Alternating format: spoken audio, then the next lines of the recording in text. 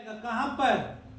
CPSE, central public sector enterprises. जितने public sector है ना, जैसे डीएसपी है ना, ओएनजीसी है, स्टील प्लांट है, ईसीएल है, तो हाई टेक टूल रूम बनाया जाएगा। High tech tool room to be established in CPSE. High tech tool room to be established in CPSE.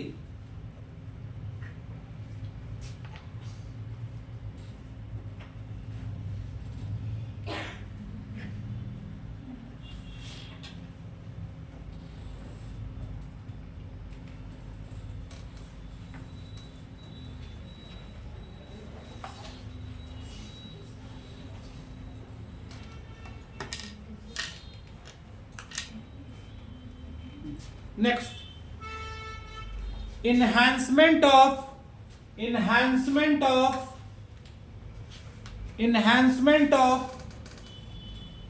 construction and infrastructure equipment. Enhancement of construction and infrastructure equipment.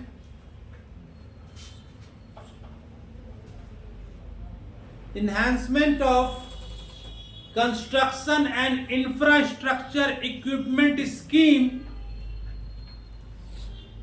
to be launched. Infrastructure equipment scheme to be launched.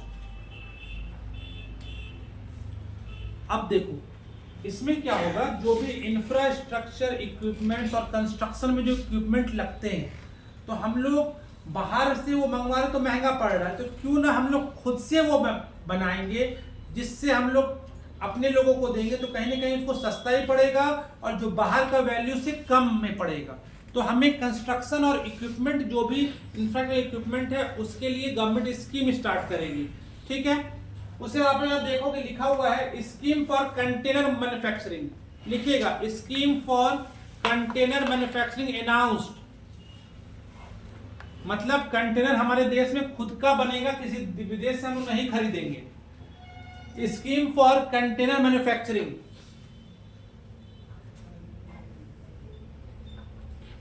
$10,000 crore रुपया दिया गया है इसके लिए। Allocation कितना किया है? Allocation कितना किया गया? 10,000 करोड़ आने वाले 5 साल के लिए, फॉर 5 years।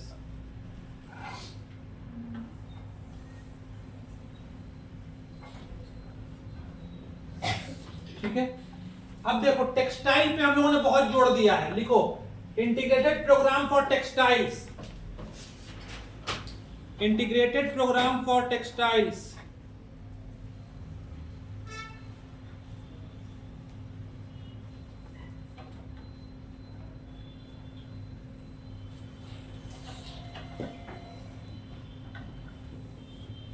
ठीक है, इसके अंदर एक चीज स्टार्ट होगा। लिखो महात्मा गांधी ग्राम स्वराज। हाँ, इसके अंदर मतलब जो टेक्सटाइल इस प्रोग्राम को बढ़ाने के लिए हम लोग क्या स्टार्ट किए हैं? महात्मा गांधी ग्राम स्वराज। महात्मा गांधी ग्राम स्वराज योजना to be announced. Mahatma Gandhi Gram Swaraj योजना टू बी अनाउंस्ड। ये किसके लिए होगा? खादी, हैंडलूम, हैंडीक्राफ्ट के बढ़ावे के लिए। महात्मा गांधी ग्राम स्वराज योजना अनाउंस्ड। किसके लिए? खादी, हैंडलूम और हैंडीक्राफ्ट को स्ट्रेंथन देने के लिए, मतलब उसको मजबूत करने के लिए। खादी के लिए, हैंडलूम के लिए और हैंडीक्राफ्ट के लिए।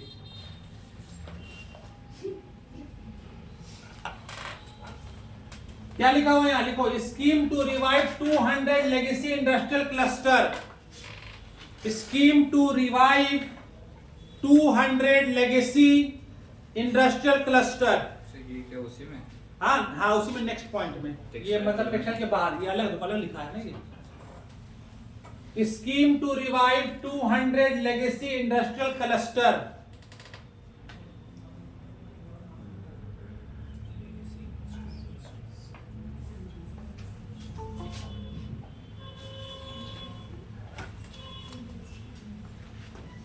Scheme to revive 200 legacy industrial cluster. अब देखो बात समझ रहा है, इसके तहत क्या हुआ समझो, जो ऐसे कोई जगहों पर जहां पर फैक्ट्रीज बंद हो गई है, इंडस्ट्री बंद हो गई है नुकसान के फेज में, तो गवर्नमेंट उनको सहायता करके फिर से बनाएगी।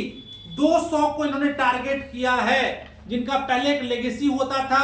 अब जैसे मान लो हरकुलिस साइकिल, ठीक है ना, तो इनका मान लो साइकिल ये नहीं बिक रहा है, मतलब इनका एक टाइम लेगेसी था, ठीक है।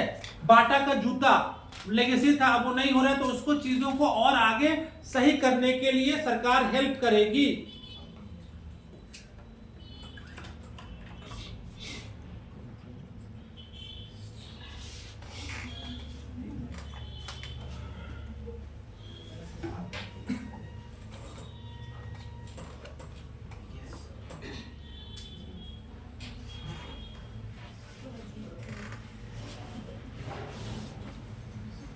चलो अब देखो ये टैक्स रिफॉर्म क्या चेंजेस हुआ, tax reform to boost manufacturing sector.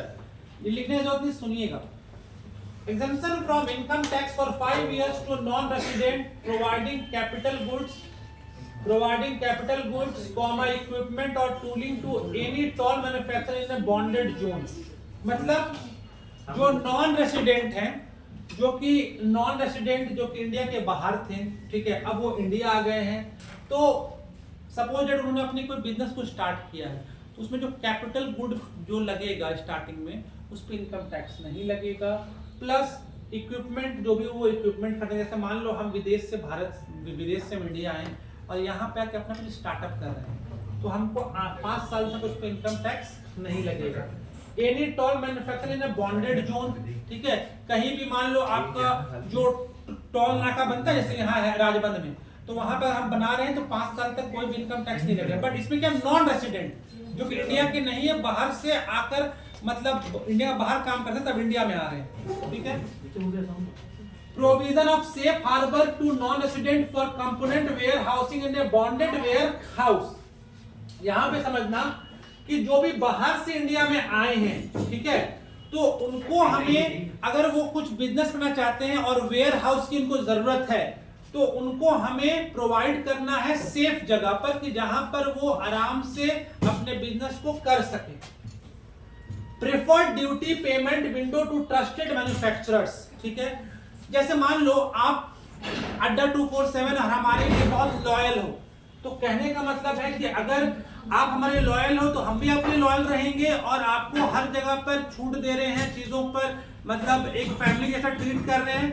वैसे यहां पर यह है कि ड्यूटी पेमेंट, जो कि एक मैन्युफैक्चरर है जो बहुत दिनों से काम कर रहा है, अगर वो ड्यूटी पेमेंट में कुछ रियायत चाहता है, तो गवर्नमेंट बोलेगा हाँ हम आपको रियायत देंगे। Increasing the limit for the duty free import of specified inputs used for processing seafood products for export from the current 1% to 3% of FOB value of the previous export turnover। ये इतना बड़ा चीज है, बट समझिएगा इसका मतलब क्या है। इसका मतलब ये है कि एक्सपोर्ट, इंपोर्ट जो तुम चीज करोगे, इंपोर्ट किस चीज के लिए, सी फूड प्रोडक्ट। याद रखिएगा, अगर आप सी फूड प्रोडक्ट इंडिया के बाहर से मंगाओगे, तो उस पे गवर्नमेंट ने इंपोर्ट ड्यूटी को कम कर दिया है। और अगर आप इंडिया से बाहर सी फूड को बाहर भेजोगे, तो 1% से 3% बढ़ा दिया गया है। मतलब अगर हम लोग भारत में सी फूड्स को इंडिया के बाहर भेजेंगे, तो एक्सपोर्ट ड्यूटी लगता था 1%, अब वो हो गया है 3%। और जो आप बाहर से मंगाओगे, उसमें गवर्नमेंट में ड्यूटी ने कम कर दिया, जिससे आप बाहर से कोई भी चीज मंगाओगे, देखो हर मछली भारत में भारत का फूड नहीं खाएगा, कोई बाहर का भी खाएगा, तभी वो जिंदा रहेगा, ठीक है ना, समझ में आया। आगे बढ़ते हैं। Duty free import of specified input extended to the export of shoe uppers in addition of leather. आप पता है कि लेदर का आइटम शूज वूज कम होगा, तो ड्यूटी फ्री किया, तो ऑब्वियस सा बात है भाई, देखो सब खेला टैक्स का है। जो सामान जो बन रहा है, उसमें जो रॉ मटेरियल यूज हो रहा है, तो यूज हो ही रहे हैं, है ना, बट जो सब खेला क्या, टैक्स है। टैक्स कम होगा, ऑब्वियस सा बात है, प्रोडक्ट का कॉस्ट भी कम या ज्यादा होगा, तो सब टैक्स का खेला है, ठीक है। Basic custom duty specified manufacture of micro oven. अब देखो ये थोड़ा सा मुझे ये लगा यार, ये तो कितने लोग घर, हम ही लोग आप लोग बैठे हुए हैं, कितने लोग आप लोगों के घर में माइक्रो ओवन है? 1 आदमी, 2 आदमी, 3, 4, 5, 6, 6 लोग के पास माइक्रोवेव ओवन है, ठीक है। इवन मेरे अपने घर में माइक्रोवेव ओवन नहीं है, हमको पता नहीं होता क्या उसको यूज ही क्या है, मतलब यूज ही क्या है, मुझे आज तक पता नहीं चल रहा है, ठीक है। बासी खाना रहता है जैसे तो भाई वो तो आपके अगर मान लो बासी खाना है तो वो तुम्हारा ज्ञानी। एक बात बताओ, तो हम तो वो जो गैस चूल्हा उस पर तो गर्म कर सकते हैं, वो जो भात होता है इतना अच्छा से गर्म होता है ना। ओके, और वो केक भी थोड़ा सा पल्फी हो जाता है। तो एक बात बताओ कि माइक्रो ओवन देश में कितने लोग घर के पास होगा, नहीं होगा, बहुत लोगों के पास, यही हाथ उठा दिए। तो आप देखो इसमें उन्होंने बेसिक कस्टम ड्यूटी कम किया, मतलब ड्यूटी कम किया तो ऑब्वियस बात है दाम कम होगा। तो अब कौन खरीदता है, अगर कोई और चीज होता तो मुझे समझ में आता, ठीक है। आगे बढ़ते हैं। तब इसके मतलब बोल रहा है कि बासी खाने के लिए, हाँ बासी खाने के लिए बोल रहा है। नहीं, बासी खाने के लिए नहीं, मगर इसको मैं ये नहीं बोलूंगा ना कि ये बहुत ही ज्यादा नीडी जरूरत है ना। मैं वॉशिंग मशीन को बहुत ज्यादा नीडी नहीं बोलूंगा, फ्रिज को नीडी बोलूंगा, जो रेफ्रिजरेटर को। हम लोगों के सामने मत बोलिए, आपको फूट देगा पूरा। नहीं, ये जाके वीडियो दिखाना। लोग जो नागो यहाँ तो मेरे सब कलकत्ता के बच्चे हैं, कोई नहीं है। हाँ ठीक है, समझो। हाँ अब क्या हुआ देखो, अब मैं तुम जो एक बात बोल रहे हो, ठीक है, मैं एक बात बता रहा हूँ, बात सही है, बट फ्रिज जो होता है ना, रेफ्रिजरेटर, उसका ज्यादा जरूरत है, खाना खराब ना हो जाए। अब क्या वॉशिंग मशीन तो हाथ से तो धुला ही सकता है, ठीक है। अगर माइक्रोवेव है तो अगर यहाँ पे अगर मेरे खिलाफ से यहाँ पे होता लिखाता रेफ्रिजरेटर तो और अच्छा होता, ठीक है। चलो आगे बढ़ते हैं। Action of the basic custom duty on raw material imported from manufacturing the aircraft part. Aircraft का जो पार्ट बनेगा भारत में, उसका maintenance, repair, overall defence unit, उसमें कस्टम ड्यूटी कम कर दिया गया। मतलब एयरक्राफ्ट कंपनी जो भी चीज बनाएगी वो बाहर से कुछ मंगाएगी, उस पर कस्टम ड्यूटी को कम किया गया है, हटा दिया गया है, एक्सटेंशन कर दिया गया है। Regular import of trusted long standing supply chain recognised of risk system. Export cargo using electronic sealing to be provided through clearance from the factory premises to the ship, ठीक है। ये इतनी चीजें इंपॉर्टेंट नहीं है। Special one time measure to facilitate sale in the domestic tariff area, concessional rate or duty by the eligible manufacturing unit of SEZ का मतलब होता है स्पेशल इकोनॉमिक जोन। उसमें उन्होंने वहां पे कोई भी चीज बनेगी और पहली बार जाएगी तो उसमें कोई डोमेस्टिकली जो टैरिफ है उसको कम करने और वन टाइम लेने की बात की गई। It is not so important. चलो, 3 pronged approach to help MSME grow as champions। सबसे पहले इक्विटी सपोर्ट। एसएमई या एमएसएमई क्या होता है, micro small and medium enterprise. इसलिए बोला गया है कि 10,000 करोड़ रुपए दिया जाएगा एसएमई ग्रोथ फंड के लिए, 10,000 crore. Top up self reliant India fund with 2,000 crore. मतलब ये सब एलोकेशन नंबर याद रखिएगा। Government to facilitate professional institution to develop corporate mitras, especially in tier 2 and tier 3 towns, to help MSME meet compliance requirement at affordable cost। मतलब जो government है वो professional institute को डेवलप करेगा और बोलेगा कि आप कॉर्पोरेट मित्रास बनो और जितने भी एमएसएमई हैं, जो भी छोटे छोटे लघु उद्योग हैं, उसमें हेल्प करो। लिक्विडिटी सपोर्ट टू टीआरईडीएस, ये एमएसएमई का पार्ट है, ये आपके जरूरत नहीं है। हाँ, tax proposal, removal of the current value cap of 10 lakh पर कंसाइनमेंट ऑन कुरियर एक्सपोर्ट। अब देखो कहने का मतलब है कि अगर 10 लाख तक का अगर आप कोई भी आइटम को कुरियर के फॉर्म में भेजते हो तो उसमें टैक्स नहीं लगेगा। Removal of the current value 10 lakh पर कंसाइनमेंट ऑन कुरियर एक्सपोर्ट।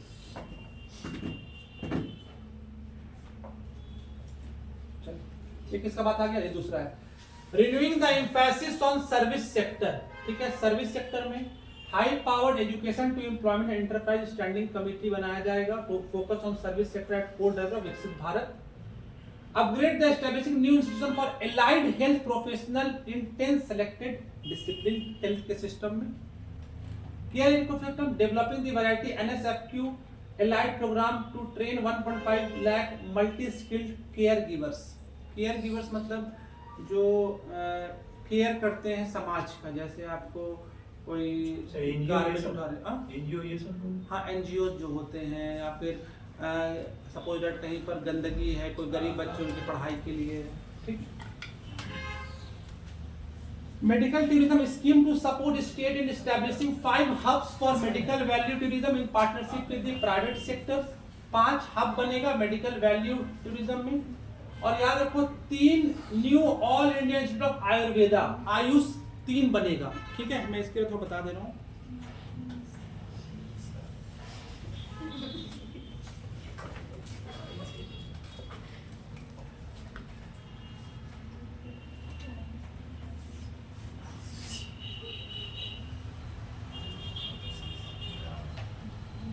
हाँ, 3 ऑल इंडिया, या ये भी इंपॉर्टेंट है, 3 new all India institute of Ayurveda upgrading AYUSH pharmacies and drug testing lab for higher standard of certification ecosystem upgrading WHO global. मतलब 3 आयुष बनेगा, all India institute of Ayurveda. अब देखो most important, ये थोड़ा सा समझिएगा। अब हम ऑरेंज इकोनॉमी की बात करेंगे। यहाँ पे बहुत अच्छा टर्म ऑरेंज इकोनॉमी।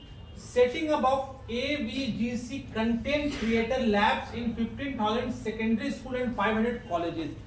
AVGC का लैब का मतलब समझिएगा, इसका फुल फॉर्म क्या होता है? Virtual effect gaming and comics, ठीक है। Virtual effect gaming and comics कहने का मतलब है, एक Indian institute of creative technology है मुंबई में। Indian institute of creative technology नाम का एक संस्था है मुंबई में। उसको सरकार जिम्मेदारी दी है कि आप visual effect and gaming comics का लैब बनाओगे।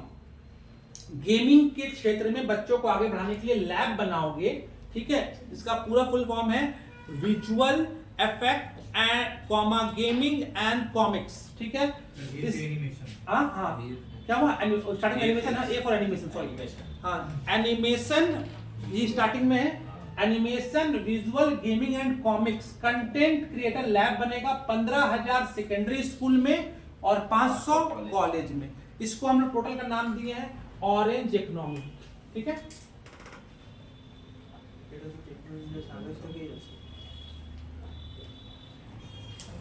Setting up of new national institute of design through the challenge through eastern region. देखो actually national institute of design कहां पर है? अहमदाबाद में। मैंने पढ़ाया था स्ट्रैटेजी के में रेलवे बैच में, है ना। वैसे ही एक न्यू नेशनल इंस्टीट्यूट बनेगा डिजाइन में, कहां पर? Eastern region. इंडिया में कोई ईस्टर्न रीजन में नेशनल इंस्टीट्यूट ऑफ डिजाइन नहीं है। खेलो India mission integrated talent development pathway, systematic coaching development, integration and science and technology and development of sport infrastructure. आपको पता है, देखो ना, खेलो इंडिया यूनिवर्सिटी गेम होता है ना, अलग अलग सेक्टर में होता है, जिससे हम लोगों को अच्छे अच्छे एथलीट्स मिलते हैं जो कि हमारे देश का नाम रोशन करते हैं। तो खेलो इंडिया मिशन के तहत हम लोग काम करेंगे, ठीक है। अब यहाँ बोला गया है 5 university township in the vicinity of major industrial and logistic corridor. हम लोगों को 5 यूनिवर्सिटी टाउनशिप बनाना है। मतलब जहां पे जैसे आप कभी गए होंगे लवली प्रोफेशनल यूनिवर्सिटी, हाँ एलपीयू पूरे एक टाउनशिप ही बना हुआ है। तो वैसे हम लोग उसी टाइप के बड़े बड़े 5 यूनिवर्सिटी टाउनशिप बनाना है। और एक और बात अच्छी की गई है कि स्टेम इंस्टीट्यूट है ना, साइंस टेक्नोलॉजी करके फुल फॉर्म इसका है। हर डिस्ट्रिक्ट में एक गर्ल्स हॉस्टल बनेगा। भारत के हर डिस्ट्रिक्ट में एक गर्ल्स हॉस्टल बनेगा और उस गर्ल्स हॉस्टल में बच्चियां रहेंगी। उसमें आपको कोई भी फीस नहीं लगेगा। वो अगर आपका पढ़ाई अच्छा होगा आपके एज पर, क्योंकि देखो अगर हॉस्टल खुले तो सभी लोग जाने लगेंगे, तो कुछ ना कुछ आपका अगर मार्क्स को देख के, आपके एकेडमिक को देख के आपको हॉस्टल फैसिलिटी दिया जा सकता है। Setting up 4 telescope infrastructure facilities, 4 telescope infrastructure facilities बनने वाला है, जिससे हम लोग स्पेस रिसर्च पे काम कर पाएंगे। Setting up of national institute of hospitality, याद रखिएगा, आपने सुना होगा national council for hotel management and catering technology. National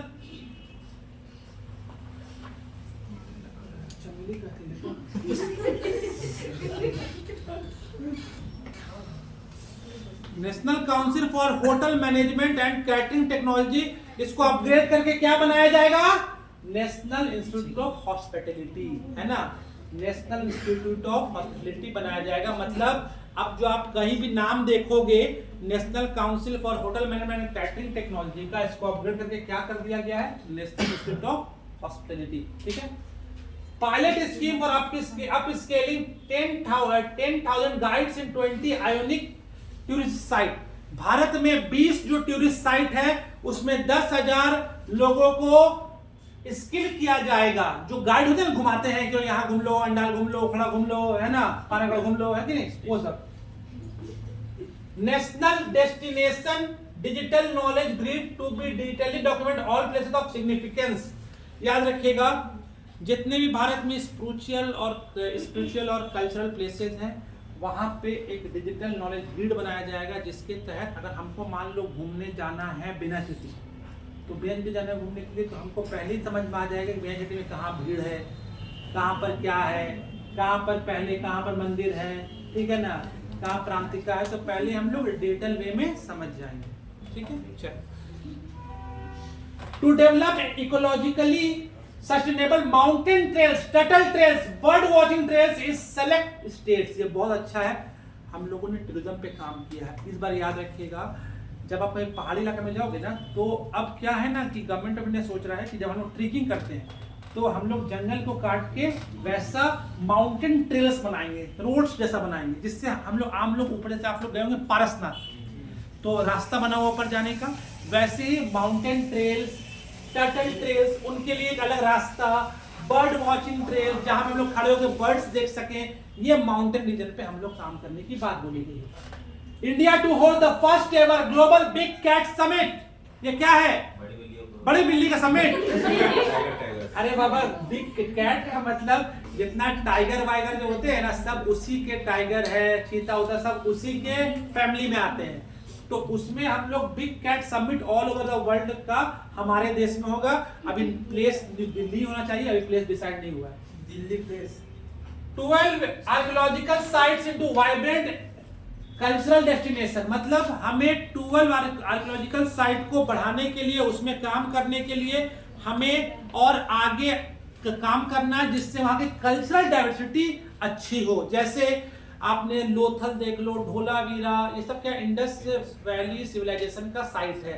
Rakhigarhi, Sarnath, Hastinapur, इन सब चीजों को हमें और अपग्रेड करना है। चूज कितना किया गया? 15। Development of Buddhist circuit in north east region, north east में जो बौद्ध धर्म के लोगों के लिए हमें और भी चीजों को बढ़ाना है।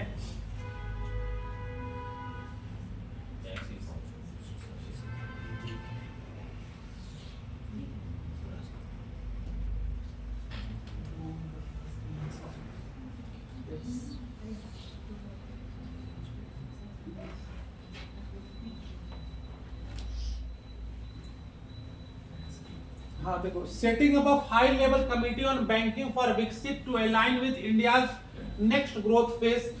सबसे पहले incentive of 100 crore for single insurance of municipal bonds for more than 1000 crore.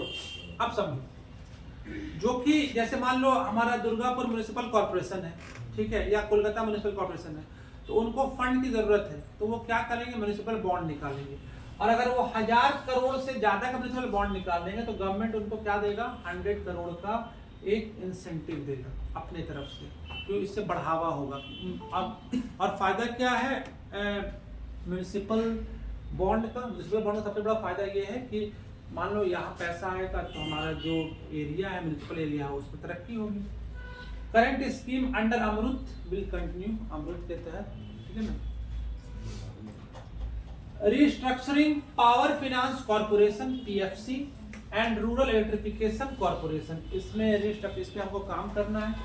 Comprehensive review of foreign exchange management FEMA non debt instrument rules, मतलब जो कि फॉरेन एक्सचेंज मैनेजमेंट सिस्टम है, जो कि अगर विदेश का पैसा भारत में आ रहा है, विदेश की कंपनी भारत में शेयर खरीद रही है, तो उसके लिए हम लोगों को एक फॉरेन एक्सचेंज मैनेजमेंट सिस्टम बनाना। पीएफसी और आरडीसी क्या है? पीएफसी है पावर फाइनेंस कॉर्पोरेशन, जितने भी इंडिया में एनर्जी का, जैसे मान लो आपका विंड एनर्जी हो रहा है, पावर जनरेट हो रहा है, टनल एनर्जी हो रहा है, इलेक्ट्रिसिटी हो रहा है, उसकी फंडिंग करता है। और रूरल इलेक्ट्रिफिकेशन कॉर्पोरेशन मतलब जो कि गाँव में जो होता है ना, introduction of market making firm and return swap on corporate bonds. चलो अब देखो, टैक्स फ्लो फाइनेंशियल एक्टिविटी, बहुत अच्छा सब समझ लो। एक्टिविटी का मतलब सिक्योरिटी ट्रांजैक्शन टैक्स, देखा जैसे बजट आया वैसे ही पूरा क्रैश कर गया। क्यों?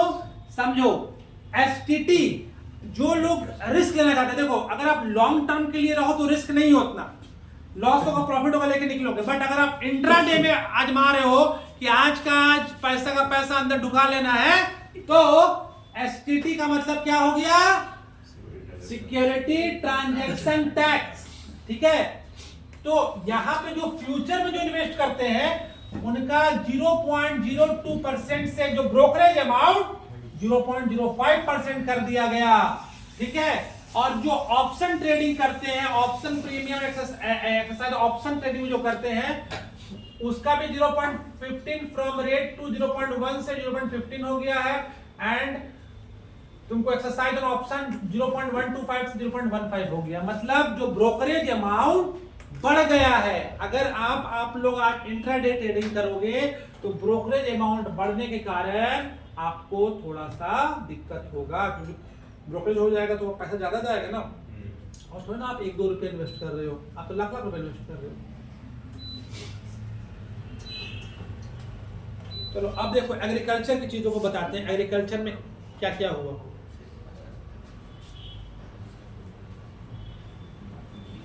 सबसे पहले भारत विस्तार। भारत विस्तार, विस्तार का फुल फॉर्म है, विस्तार का फुल फॉर्म लिखो, भारत विस्तार का फुल फॉर्म एग्रीकल्चर चैप्टर में भारत विस्तार के अंदर लिख लो।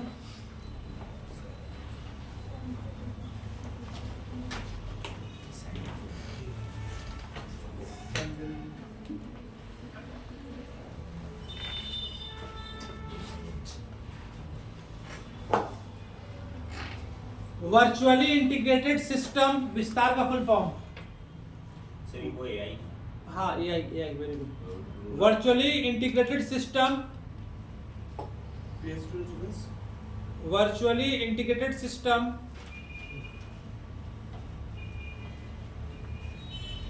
To access ACCSS access agricultural resources.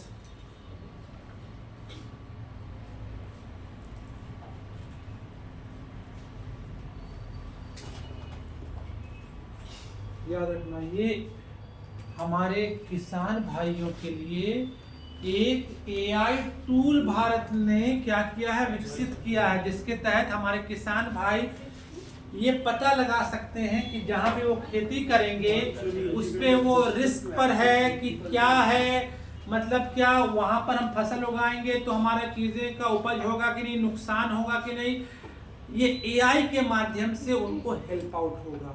ठीक है, एक अच्छी चीज को लेकर बोला गया है।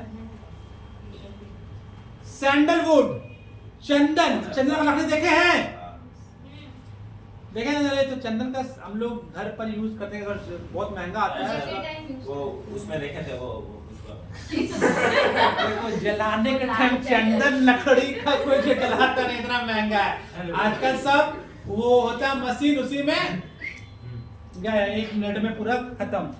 ठीक है, तो कहने का मतलब है कि भारत में हमारे सैंडलवुड पर उनके हार्वेस्ट करना, उनको उन पर कंटिन्यू फोकस करने की बात की गई है। जो हमारे मछुआरे हैं, मछली जो लेकर आते, जो आप लोग मछली खाते हो, उनके लिए इन्होंने बोला है कि 500 रिजर्वायर, मतलब ऐसे छोटे छोटे तालाब या पानी के स्रोत बनाए जाएंगे जहां पे वो मछली पालन करेंगे और मछली लाके बेचेंगे। ठीक है, तो अब वहां पर आपको मछली, रोहू, कतला मिलेगा बड़ा। ठीक है, मतलब सी वाला तो नहीं मिलेगा। ठीक है, फिर याद रखिएगा जो काजू जो है ना, काजू जिसको कैसे बोलते हैं, और कोकोआ है ना, जो कि आपको वो इसमें कोको पाउडर जो कॉफी में यूज होता है, चॉकलेट में यूज होता है, उसके लिए सरकार काम कर रही है। उसके लिए एम्प्लॉय को रूल्स बताएंगी और इनके लिए भी इसको ज्यादा से ज्यादा हम लोग कितना एक्सपोर्ट कर सके। ठीक है, से बोल रहे थे कॉफी, मतलब उसका अमाउंट डिक्रीज हो चुका है इंडिया में। हाँ, मतलब वर्ल्ड वाइड भी बोल रहे हैं कि ऐसे मतलब प्रोडक्शन ज़्यादा नहीं हो रहा है उसका। सर इसलिए प्रमोट कर रहा हूँ, इसलिए प्रमोट कर रहा हूँ। ठीक है। फिर इवन देखो कोकोनट प्रमोशन स्कीम, भारत में नारियल का भी प्रमोशन स्कीम होगा जिससे कोकोनट के भी बिक्री ज्यादा हो, लोगों तक कोकोनट पहुंच सके। तो कोकोनट हम लोग तो जैसे अभी आप नीचे जाओ 50 रुपए 60 रुपए को कोकोनट बिकता है, बोलेगा उसमें पानी कम है, पानी ज्यादा है। बट आप कहीं और जहाँ पर बहुत ज्यादा गाँव में जाओगे तो 20-30 रुपए मिल जाएगा। अंडमान में तो अपने छोड़ दो।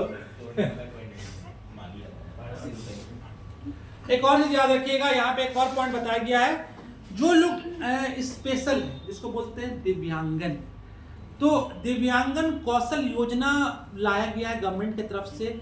इसके तहत उनको उनके पास जो भी गवर्नमेंट का जो भी जॉब है, जो भी उनके लिए काम है, ठीक है, इवन उनके साथ उनको आईटी सेक्टर में रोल देना, उनको एवीजीसी जो मैंने बताया है ना, विजुअल गेमिंग कॉमिक्स वाला, उसमें हमें उसको रोल देना है, मतलब उनके लिए भी हमें काम करना है, ठीक है।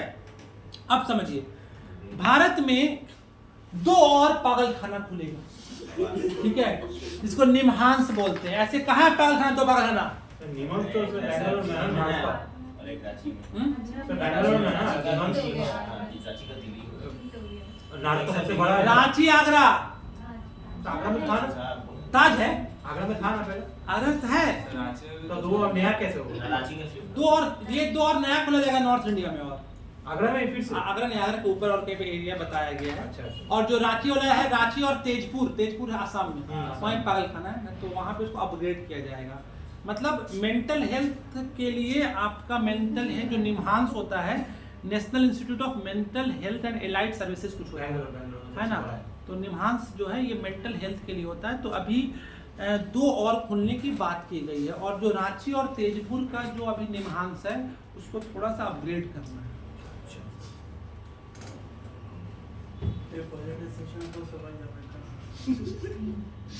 चलिए, और आपको सुन दो, निर्मला ताई जी ने दुर्गापुर का भी नाम लिया, ठीक है ना, Purvodaya state and north eastern region. आपको समझ लो, डेडिकेटेड कॉरिडोर बनेगा दांकुनी से लेकर सूरत तक। दांकुनी से सूरत तक आज तक कोई भी डेडिकेटेड कॉरिडोर नहीं बना है।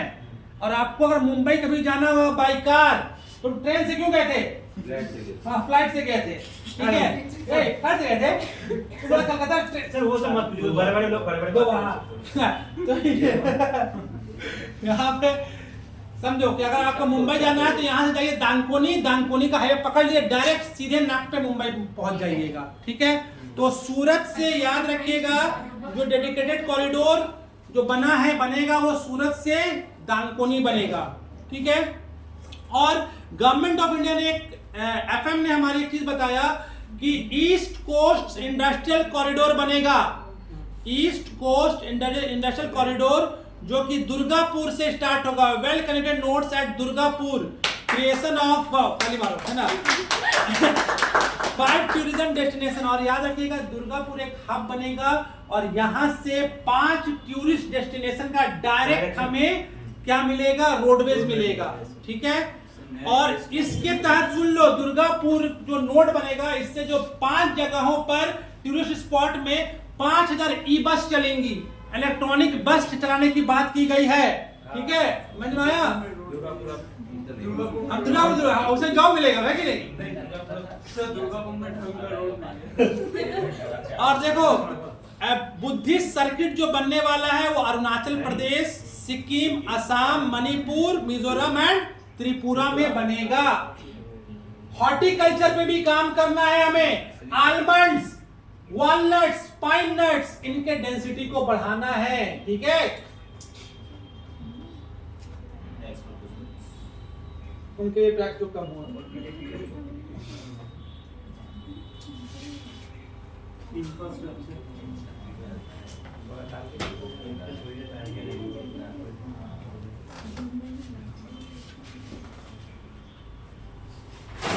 और एक और भी याद रखिएगा, 7 हाई स्पीड रेल कॉरिडोर बन रहा है। 7 high speed rail corridor Bharat में।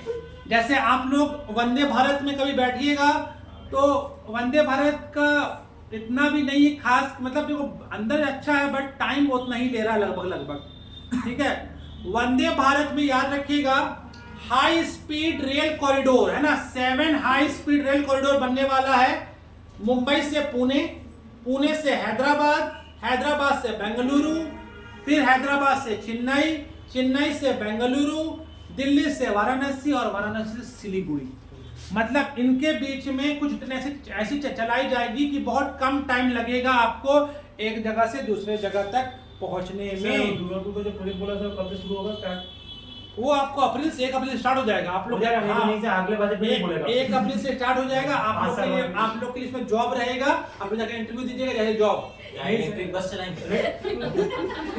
सर वो भी नहीं है सर, अगले साल में जब होगा ये होगा क्या बोलते वोट होगा तब बोलेगा कि दुर्गापुर में फिर से होगा, वो तो चलता रहेगा। क्योंकि देखिए सर वो तो एक बात है ना, वो तो बंगाल को लाने के लिए वो कुछ भी करेगा ना सर। अभी बंगाल को टारगेट किया ना सर, तो इसीलिए ये तो इसीलिए तो सर बहुत कुछ अभी करेगा, बोल रहा है, पता नहीं होगा। और सर जाएगा वो वंदे भारत रोकने के लिए। सर आपको ही ये देगा, वो 5 जो हो ना आपको आप ही फीता कटेगा। तो हमें तो फिर कटवाएगा। वाह रे वाह, और मोदी को दूसरे दिन मोदी जी और निर्मला ताई वर्चुअल में मीटिंग रहेगा, वर्चुअल मीटिंग रहेगी। मोदी जी और निर्मला ताई के ठीक मीटिंग है, में साथ बैठेंगे। हम मिलने वो लोग गोदे में बैठ जाएंगे, मीटिंग में बैठेंगे। तो देखो इंफ्रास्ट्रक्चर पे बात की है, याद रखना 12.2 लाख करोड़ रुपए। देखो कहां 10 साल पहले कितना था, 2 लाख करोड़, अब आज कितना हो गया, 12.2 लाख करोड़ रुपए इंफ्रास्ट्रक्चर में खर्चा होगा। बस वैसा नहीं बना देना है दरभंगा जैसा, दरभंगा जैसा नहीं, अभी मुंबई में थाने जैसा, मतलब 4 लेन से सिंगल लेन में पहुंच जाए। सर वो बनाया एक बार में, मतलब जो एक बार में जाएगा वो सीधा स्वाद मतलब जो बनाया ना उन लोगों को फोटो लगा देना चाहिए, और कसम से किसी एक्सीडेंट को चप्पल से मारना चाहिए। और सो तो वहाँ का महाराष्ट्र का जो डेवलपमेंट अथॉरिटी वो बोल रहा है नहीं वो जगह कम है। अबे जब जगह जब कम पड़ रहा था तो काहे बना दिया वहाँ पे, पुणे नहीं बना था। तुम देखो अभी उस मजा तो कब आएगा ना, जब फरवरी में वो स्टार्ट होगा। नहीं सर वो अभी इतना वायरल हो गया ना सर, वो ये कर देगा, वो फिर से तोड़ के फिर से बनाएगा। सर यूट्यूब में प्रोडक्ट टू लेट सर रुको अभी देखो नोएडा में देखा ना, हां 90 बेचारा वो लड़का यार चिल्लाते रह गए, डूब में जरा मर गया। सर बहुत कैसा मतलब सर इंडिया में से ऐसा भी है जहाँ पे कर्व टर्न के जगह एकदम स्ट्रेट टर्न्स दे दिए। हां सर 90 डिग्री पूरा 90 डिग्री। ये इधर वो जो ओवर T ब्रिज है जो दुर्गापुर वहां से कनेक्ट करते हैं, इधर उधर भी सेम केस है। तो ठीक है देखो याद रखो नेशनल वाटरवे, वाटरवे समझते हो ना, अगर आपको मान लो यहाँ से जाना है प्रयागराज तो आप ट्रेन से जा सकते हो, फ्लाइट से जा सकते हो, कार से जा सकते हो, मगर आप वाटरवे से जा सकते हो। यहाँ से जाइए हावड़ा ब्रिज के नीचे जहाज मिलेगा आपको, डायरेक्ट जाइए पहुंचेगा प्रयागराज, उसको NW1 बोलते हैं। पूरा गंगा नदी को एक्सप्लोर करते हुए जाइए, बट टाइम बहुत लगेगा। कितना नहीं लगेगा सर कम से कम तुमको जो टाइम लगेगा 22 से 23 घंटे। सर जाएंगे सर। हाँ ठीक है सर आप जाएंगे ना सर? कहाँ से कहाँ? गंगा से उनके रुकेंगे प्रयागराज से 22 घंटा। प्रयागराज से तुम इससे आओगे क्या बोलते हैं हावड़ा जो है ना, पानी का रूट है, हाँ 22 घंटा। कितना किलोमीटर है पता है? 14 से कुछ 1112 किलोमीटर है, बट थोड़े ना भाई ट्रेन है या 120 किलोमीटर चल रहा है, धीरे चलेगा ना। तुम एक बात बताओ, जहाज का स्पीड जो होता है हम देखें अंडमान निकोबार का, यू आर नॉट एक्सक्यूज, थोड़ा आहिस्ता, हम लोग वहाँ खाना खा नहीं खाइए पीजिए, जोश से पढ़ाना होता है। I am a young man, not like old man. ठीक है, डिस्टर्ब हो रहा है, जोश से पढ़ाना होता है, रुक रुक नहीं पढ़ाना होता है। समझिए, तो कहने का मतलब है, चलो हम लोग टॉपिक हटाओ, आगे बढ़ते हैं। खबर তোরে পেট লাগে নাকি এই খবর তোরে পেট লাগে নাকি যখন তুই খাওয়া খানা দাঁড়ি দেখছিস कुछ लेकर आया लग रहा है तो बंदा, समझो। तो 20 नया, देखो एक्चुअली इंडिया में 111 नेशनल वाटरवे है, 111 नेशनल वाटरवे है, बट अभी ऑपरेशन में मतलब बस 6 हैं। अभी 20 को और स्टार्ट करना चाह रही हैं कौन? निर्मला सीतारमण जी, कि अब लोगों का सी वाटर की तरफ भी, मतलब रिवर वाटर की तरफ भी ट्रांसपोर्ट बढ़े।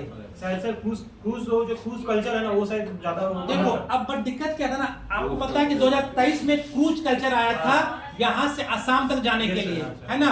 वो कौन लक्ष्मी विलास, क्या नाम था? गंगा विलास जो पूरा जो शिप चला था, है ना?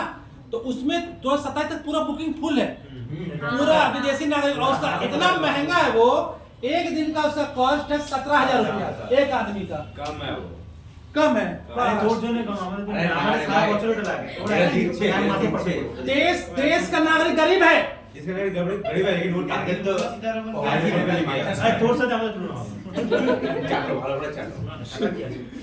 चलो। और याद रखना, विटिलिटी गैप फंड, सी प्लेन VGF स्कीम लाया जाएगा। अब हम लोग सी प्लेन, जब हम लोग एक्सीडेंट होने पे आएंगे तो हम लोग डायरेक्ट पानी पर भी उतर सकते हैं। सी प्लेन पर भी हम लोग काम करने वाले हैं। सिर्फ एक ही बात में सर बात नहीं किया, हम पूरे पढ़े सर वो वाला हाइपर लूप का सर, वो जो कर रहा था स्टार्टिंग किया था इससे पीछे, वो वाला पूरा बंद कर दिया, पूरा सेक्टर बंद कर दिया। हाँ वो हाइपर लूप का वो काम कर रहा है लेकिन कुछ नहीं बोला हाइपर लूप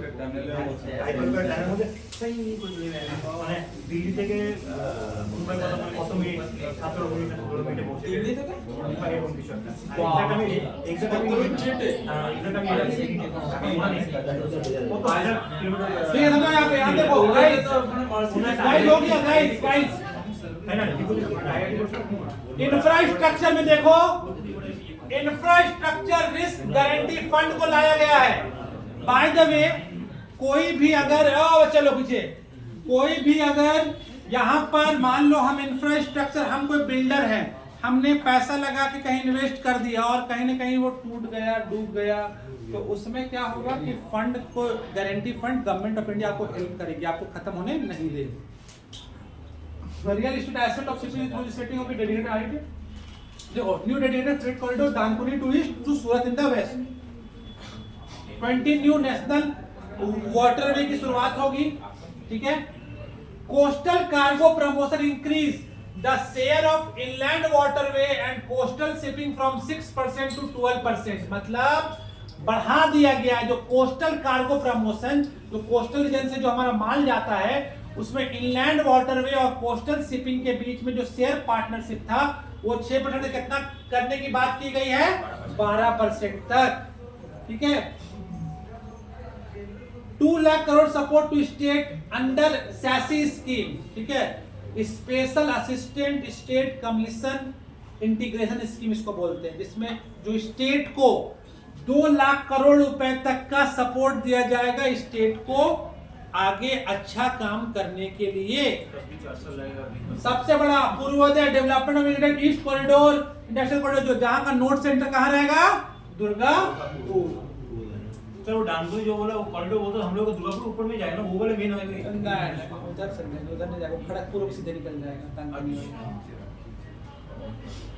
देखो, ensuring the long term energy security, CCUS को लाया जा रहा है। Carbon capture utilisation and storage 20,000 crore का।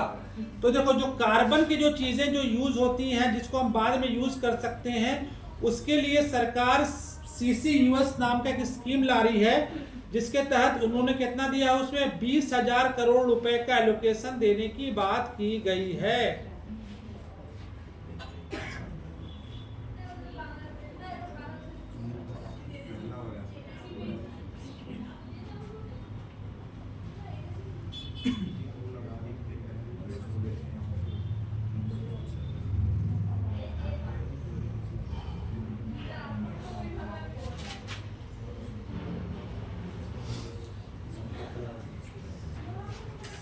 सोलर ग्लास में एक BCD और इंपोर्ट, ये आपको टैक्स कम होगा।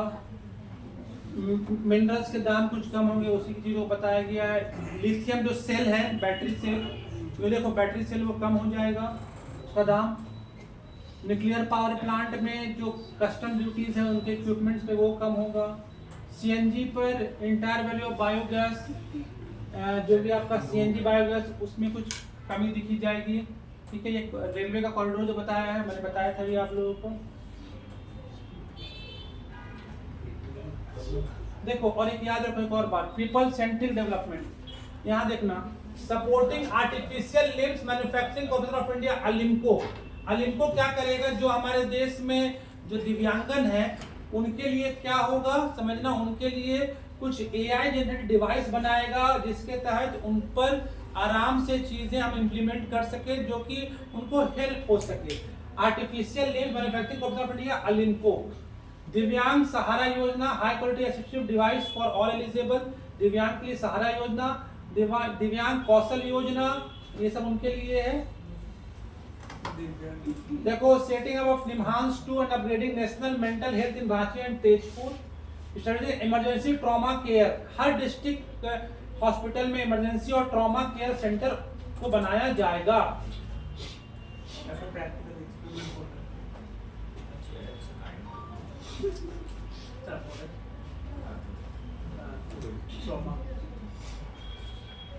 अब देखो ईज ऑफ डूइंग बिजनेस में याद रखिएगा, individual person resident outside India will permitted to invest equity instrument listed Indian companies through portfolio. Yes, अब समझो जो विदेशी नागरिक हैं जो इंडिया का बाहर रह रहे हैं वो भी अब इक्विटी इंस्ट्रूमेंट इंडियन कंपनी में क्या कर सकते हैं, अपना शेयर होल्डिंग ले सकते हैं। Interest awarded by the motor accident claim tribunal to be natural person will be exempt from the income tax, जो कि आपको जो मोटर एक्सीडेंट क्लेम में जो इंटरेस्ट देता है उसमें आपको टैक्सेस अब नहीं लगेंगे, ठीक है। On the account will be done away. Reduce TCS sale, TCS sale मतलब tax, TCS on the sale of overseas package. याद रखना, अब आपको विदेश घूमने जाने का मन है ना, अब वो सस्ता हो जाएगा क्योंकि टूर पैकेज में 5% एंड 20% टू 2% विदाउट एनी इसमें तो अमाउंट, मतलब अब 2% टैक्स कर दिया गया है। अगर कोई भी विदेशी टूर का पैकेज लेते हैं उसमें दो पैकेज रहता है, 5% एंड 20% का, उसको कितना घटाया कर दिया गया है, 2%। Reduce TCS for pursuing education for medical purpose under the lowest remittance scheme to 5.2%। अगर मान लो आप एजुकेशन पर्पस से बाहर जा रहे हो या मेडिकल पर्पस से बाहर जा रहे हो तो उसमें पहले था 5% टीसीएस, ठीक है, अब कर दिया गया है 2%, ठीक है। TDS on supply of manpower services to be rate either 1 और 2%, जो कि मैन पावर जो लोग देते हैं ना, मैन पावर जो कंपनी होती है उसका जो टीसीएस रेट है 1 या 2% होगा। Time available for revising return extending 31 December to up to 31 March will be payment of nominal fees. अगर आप 31 दिसंबर से 31 मार्च के बीच में जो अपना रिटर्न फाइल करते हो तो नॉमिनल फीस में वो होगा, ठीक है। पहले फीस थोड़ा कम किया गया है।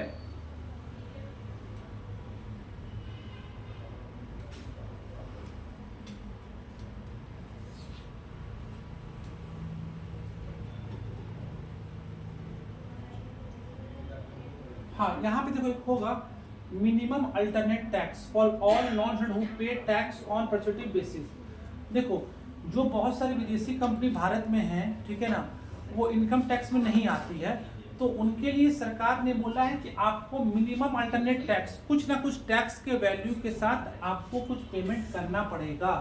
ये किसके लिए, नॉन रेसिडेंट के लिए, मतलब आपको जो भी आप बिजनेस कर रहे हो उसका 2% 3% टैक्स आपको देना पड़ेगा।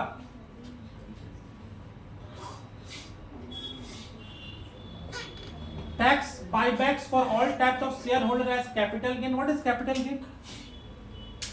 याद रखना, जब आप कभी भी कोई शेयर खरीदते हो या कैपिटल में इन्वेस्ट करते हो तो उसमें कैपिटल गेन टैक्स लगता है, ठीक है, क्योंकि आप उससे प्रॉफिट कमा रहे हो ना। जैसे मान लो आपने प्रॉफिट बुक कर लिया तो उस पर टैक्स लगता है, देखो कैपिटल गेन टैक्स। हाँ, ये नेक्स्ट बात, इन्होंने एक और काम किया एफएम ने, हमारा जो देश का जो ये है टैक्स का डिस्ट्रीब्यूशन जो फिनांस कमीशन ऑफ इंडिया बताता है, ठीक है, इसमें ये बोला गया कि अगर देश में टैक्स कलेक्ट हो रहा है तो 59% टैक्स वो गवर्नमेंट ऑफ इंडिया के पास जाएगा और 41% टैक्स किसके पास जाएगा, वो जाएगा स्टेट गवर्नमेंट के पास। तो याद रखना, इन्होंने ये एक्सेप्ट कर लिया है जिसमें ये बोला गया है वर्टिकल डिवीजन ऑफ 41%। और इन्होंने एक और चीज बात बोला है, याद रखिएगा, कि जो एक्सेप्ट किया गया है, क्योंकि अभी जो हमारे देश के फिनांस कमीशन के जो चेयरमैन है वो पहले क्या थे, vice chairman of NITI Aayog Arvind पनघरिया जी, उन्हीं से ये एक्सेप्ट किया गया है कि देश का जितना भी पैसा आएगा 50 जो टैक्स का पैसा 59% सेंटर अपने पास रखेगा और 41% स्टेट के पास रखेगा। चलो अब बात करते हैं फिस्कल डेफिसिट की। 26-27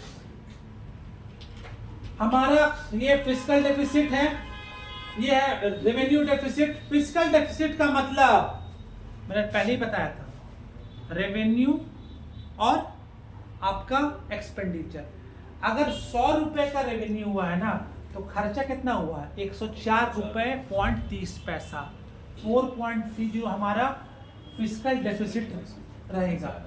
ठीक है ना, ये वाला पार्ट बहुत कम है हमारा। 12% 2020 तक में बहुत था, एक 2021 में बढ़ा था ना, 12 से 13% था फिस्कल डेफिसिट, हमने बहुत कम किए हैं। रेवेन्यू डेफिसिट भी कम किया है, मतलब रेवेन्यू से जो हम लोगों ने रेवेन्यू रिसिट से जो रेवेन्यू एक्सपेंडिचर में जो खर्च किया है, तो उसमें 1.50 ज्यादा खर्च किया है। Primary deficit 0.70, effective revenue deficit 0.30 बहुत कम हुआ है। अब देखो ये सबसे मेन इंपॉर्टेंट पार्ट है। निर्मला सीतारमण जी का कहना है कि अगर 1 रुपए अगर सरकार कमाती है तो कहां से आता है 1 रुपए? ठीक है, पहला बात तो यहां पे आप देखोगे सबसे ज्यादा परसेंटेज क्या है, आप लोग का घर अच्छा चले देश को क्या लेना पड़ रहा है, उधार लेना पड़ रहा है। 100 रुपए में 24 रुपए कहां से आ रहे हैं? उधार से आप लोग के घर चला रहा है गवर्नमेंट। 18% कहां से आ रहा है? कॉर्पोरेशन टैक्स जो अदानी अंबानी और टाटा दे रहे हैं। इनकम टैक्स, आप लोग इनकम बढ़ाइए, टैक्स हम लेंगे 21%। ठीक है, कस्टम 4%, किसी और देश से सामान मंगाइए, कस्टम ड्यूटी 2 करोड़ का पहने घड़ी आ गया था, कौन? हार्दिक पांड्या। 2021 का जब ये हुआ था T20 वर्ल्ड कप, दुबई से आया था, 2 करोड़ घड़ी पहन के, तो रोक लिया कस्टम वाला। आप एक्सपेंसिव चीज इंडिया के बाहर से लेके आओ, तुरंत कस्टम ड्यूटी पकड़ेगा आपको। फरारी गाड़ी इंडिया मिलता है, बाहर से एक्सपोर्ट मंगाना पड़ता है। उसके बाद उस समय 26 कलर ले लिया थोड़ी। तो फरारी जब उतरेगा, बुगाटी उतरेगा, तो उसमें आपको कस्टम ड्यूटी देना पड़ेगा। सर इस बात तो नहीं होगा, तो मदर ऑफ ऑल कर दिया ना, अभी तो नहीं लगेगा अभी तो ये कर दिया मदर ऑफ ऑल जो साइन किया वो यूरोपियन यूनियन से, इम्प्लीमेंट हो तो टाइम है तो उसमें भी तो गाड़ी है। सब गाड़ी जब समझिए, कस्टम 4% से आया, कस्टम 4% पैसा आएगा। यूनियन एक्साइज से 6%, जीएसटी से आया 15%, नॉन टैक्स रेवेन्यू मतलब जो आप लोग को पेनल्टी मारा गया, स्टैंप ड्यूटी से आया वो 10%। नॉन डेट कैपिटल रिसिट मतलब जो हम लोगों ने बेचा, जो भी चीज अपने देश की चीज बेची, कोई जगह जमीन बेच दिया, उससे 2%। अब ये कमाई ये कहां जाएगा? जो कमाए 1 रुपया कहां पे डिस्ट्रीब्यूट कीजिए आप?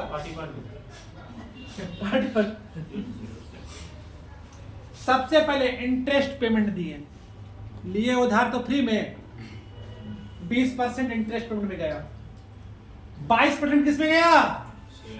स्टेट शेयर और टैक्सेस में। Finance commission other transfer 7%, centrally sponsored scheme मतलब जो सेंटर और स्टेट दोनों मिलकर कोई स्कीम चलाया, उसमें हम लोगों ने पैसा खर्च किया 8%। सेंट्रल सेक्टर स्कीम जो सिर्फ गवर्नमेंट ऑफ इंडिया पैसा खर्चा किया 17%। सब्सिडी दी है, सिलेंडर में सब्सिडी आता है ना 20-30 रुपये 40 रुपया, 6%। डिफेंस में 11%। सिविल पेंशन जो भी पेंशन वाले आइटम में आपका 2%। ठीक है, अदर एक्सपेंडिचर में 7%। अब बात करते हैं रिसिप्ट, कैपिटल रिसिप्ट याद रखिएगा ये कितना हुआ। कैपिटल रिसिप्ट मतलब पैसा जो आया, समझे ना, जो हम लोग बेच के सामान जो बेच के लिए 18.1 लाख करोड़, 18.1 लाख करोड़। रेवेन्यू रिसिप्ट जो हमारा टैक्स और इंटरेस्ट से पैसा आया वो 35.3 लाख करोड़।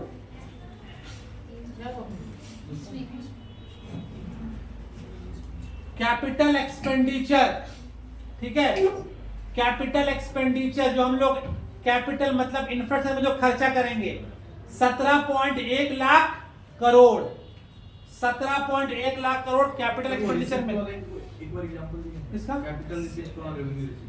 कैपिटल रिसिप्ट का मतलब ये हो गया कि जब हम लोग अपने देश की चीजों को बेचते हैं, जैसे मान लो हम लोगों ने कोई प्लांट बेच दिया, कंपनी बेच दी। हाँ गवर्नमेंट कंपनी बेच दी, तो वो होगा। और कैपिटल क्या बोला फिर क्या आपने? कैपिटल रेवेन्यू रिसीट और कैपिटल एक्सपेंडिचर। एक्सपेंडिचर तो इंफ्रास्ट्रक्चर जो पुल पुलिया बनता है उसके लिए। रेवेन्यू एक्सपेंडिचर कितना है? 41.3 लाख करोड़। हम लोग रेवेन्यू रिसीट में ये टैक्स वगैरह। हाँ हाँ रेवेन्यू में टैक्स टैक्स आएगा।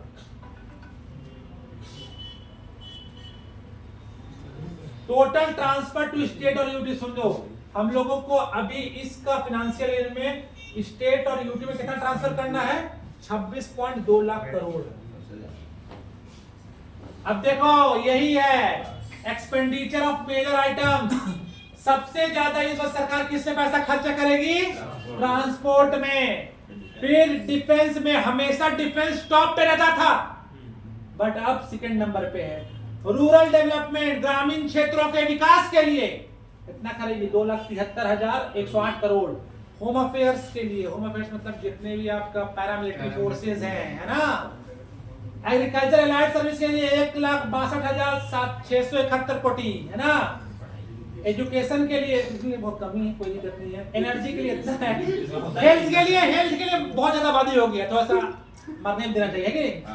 अर्बन डेवलपमेंट, शहरी विकास, IT and telecom, commerce industry, social welfare, scientific department, tax administration, external affairs, development of north east, चिंगपंगपू, है ना। सिर्फ नॉर्थ ईस्ट, बाकी ये इस साइड नहीं दिखा डेवलपमेंट, वो सिर्फ नॉर्थ ईस्ट में से कॉर्नर डेवलपमेंट। नहीं वो तो नहीं, बिहार तो डेवलप, ये जो है ना हार्ट ठंडा जब नॉर्थ ईस्ट में को इसलिए फंड दिया गया कि ऊपर जो फंड है ना वो तो हर सरकार में आता है, बट ये जो 7 सिस्टर को देखना ज्यादा जरूरी है। इस पर सर ज्यादा फोकस मतलब ये सब में नॉर्थ ईस्ट को नहीं मिलेगा, उससे मिलेगा, बट उनके लिए स्पेशल फंड है। यार नॉर्थ ईस्ट में सिर्फ जंगल और चीजें है ना। इसलिए उसको तो डेवलप तो करना ही है।